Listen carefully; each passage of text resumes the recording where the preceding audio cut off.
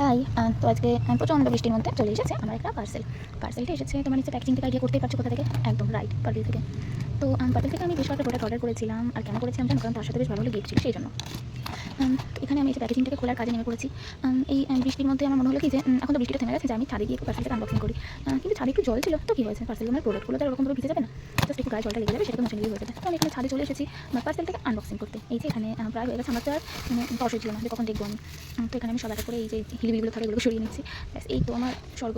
এখানে আমি অর্ডার করেছিলাম ডট অ্যান্ড একটা ওয়াটারমেলন ফেস ওয়াশ, দেন করেছিলাম একটা সানস্ক্রিন, একটা টোনার। এই ফেস ওয়াশটা কিন্তু ফ্রি, মানে গ্রিন কালারের, ঠিক আছে। আর এই যে এখানে আমি যেটা বলছি, এটা মেবি টোনার আর সানস্ক্রিন, ইয়েস হ্যাঁ, এই যেটা হচ্ছে টোনার আর এটা হচ্ছে ওয়াটারমেলন কুলিং সানস্ক্রিন। গাইস এই দুটো আমার দেখা হয়ে গেল।